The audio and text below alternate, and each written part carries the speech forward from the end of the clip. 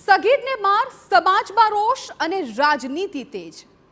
ઘટના છે રાજકોટના ગોંડલની કે જ્યાં 17 વર્ષીય કિશોરને માર મારવાનો મુદ્દો વિવાદનું કારણ બન્યો. થોડા દિવસ અગાઉ સગીરને માર મારવાની ઘટના પ્રકાશમાં આવી હતી. સગીર પાટીદાર સમાજનો હોવાને પગલે વિવાદ સર્જાયો. તો ઘટનાની ગંભીરતા જોતા પોલીસે 2 આરોપીની ધરપકડ પણ કરી છે. જો કે પાટીદાર સમાજની માંગ છે કે આરોપીઓનું જાહેરમાં સરઘસ કાઢવામાં આવે. જો આમ નહીં કરાય તો આવતીકાલે ગોંડલ બંધના એલાનની જાહેરાત કરવામાં આવી છે. આ સમગ્ર ઘટનાક્રમ વચ્ચે સામાજિક આગેવાને ગોંડલમાં ગુંડા રાજ અને કથળેલી કાયદો વ્યવસ્થા સામે સવાલો ઉઠાવ્યા છે. તો વિવાદ વચ્ચે ભાજપના નેતાઓ હોસ્પિટલના બિછાને પડેલા સગીરને મળવા માટે પણ પહોંચ્યા હતા.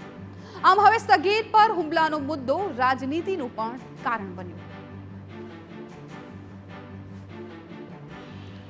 ગોંડલમાં સગીરને માર મારવાના કેસમાં બંને આરોપી જેલ હવાલે. 2 આરોપીઓ વિરુદ્ધ પોક્સો હેઠળ ગુનો કરાયો છે દાખલ. મયુરસિંહ ઝાલા અને દર્શનસિંહ ઝાલાને જેલ હવાલે કરવામાં આવ્યા. કોચ મયુરસિંહ સોલંકી ફરાર થતા પોલીસે શોધખોળ હાથ ધરી. સગીરને માર મારવા મામલે પાટીદાર સમાજમાં રોષ છે. આરોપીઓનું જાહેરમાં સરઘસ કાઢવામાં આવે તેવી માંગ કરાઈ. શનિવાર સુધી જવાબ નહીં આવે તો ગોંડલ બંધનું એલાન કરાયું. ગોંડલના અગ્રણીઓ દ્વારા સમાધાનની વાત ચાલી રહી હોવાની ચર્ચા. કોલેજ ચોકમાં થોડા દિવસે પાટીદાર સગીરને માર મારવાનો મુદ્દો ગરમાયો. પાટીદાર સમાજમાં રોષ ફાટ્યો છે અને ગુનેગારોનું જાહેરમાં સરઘસ કાઢવાની માંગ ઉઠી છે. સમાજે પોલીસને અલ્ટિમેટમ આપ્યું કે જો આરોપીઓનું સરઘસ નહીં કાઢવામાં આવે તો ગોંડલ બંધ પાડીને વિરોધ નોંધાવશે. તો ગોંડલમાં સગીરને માર મારવાને મામલે આવતીકાલે પાટીદાર સમાજ દ્વારા ગોંડલ બંધનું એલાન. માર મારવાને સખ્ત સજા, સરઘસ કાઢવાની માંગ. સગીરને માર મારવા મામલે હવે રાજકારણ પણ ગરમાઈ ગયું. 17 વર્ષીય સગીર હાલ હોસ્પિટલમાં સારવાર હેઠળ છે. ઇજાગ્રસ્ત સગીરને મળ્યા જયેશ રાદડિયા અને ભરત બોકરા. ભોગ બનનારના પરિવારજનો સાથે પણ તેમણે મુલાકાત કરી. પાટીદાર સમાજના અગ્રણીઓ સાથે બંને નેતાઓએ બેઠક કરી.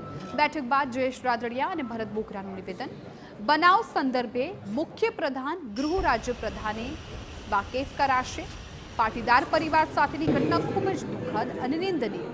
આરોપીઓ વિરુદ્ધ કડક કાર્યવાહી હાથ ધરાય તેવી સરકારમાં રજૂઆત કરાશે.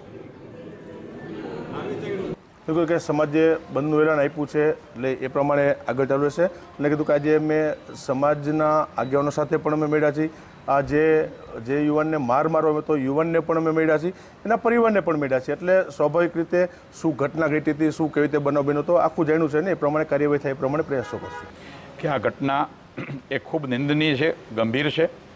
આ ઘટનાની તટસ્થ રીતે તપાસ થાય. આ ઘટનામાં સમાજની જે માંગણીઓ છે એ પ્રમાણે ઘટતી કલમનો ઉમેરો થાય અને ભવિષ્યમાં પાટીદાર સમાજ નહીં, એ સૌરાષ્ટ્ર ગુજરાતના કોઈ પણ સમાજના દીકરા સાથે આ પ્રકારની ઘટના ન થાય એવું દાખલારૂપી કામ થાય એવું અમે ગૃહમંત્રીશ્રીને અને સરકારમાં મુખ્યમંત્રીશ્રીને રજૂઆત કરીશું. તો રાજકોટનું ગોંડલ હવે બની રહ્યું છે મિર્ઝાપુર. આ નિવેદન આપ્યું છે સામાજિક આગેવાન પુરુષોત્તમ પીપળિયાએ. પાટીદાર સગીર પર થયેલા હુમલા કેસને લઈને ગોંડલની રાજનીતિ ગરમાઈ છે, ત્યારે સામાજિક મોરચે પણ આ મામલે તૂલ પકડાઈ રહી છે. પાટીદાર સમાજમાં રોષ વચ્ચે સામાજિક આગેવાને ગોંડલની મિર્ઝાપુર સાથે સરખામણી કરી અને કાયદો વ્યવસ્થા પર સવાલ ઉઠાવ્યા. પીપળિયાનું માનવું છે કે ગોંડલ અને ગુનાખોરીનો ઇતિહાસ જૂનો છે અને શહેરમાં કાયદો વ્યવસ્થાની સ્થિતિ ખાડે ગઈ છે.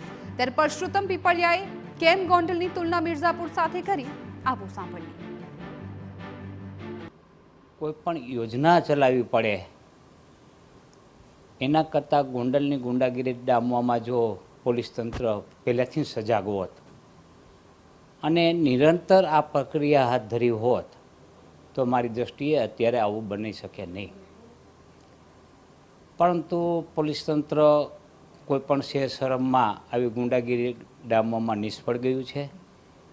તેને હિસાબે ગોંડલ છે એ દિન પ્રતિદિન મિર્ઝાપુર તરફ જતું હોવાનું દેખાઈ રહ્યું છે.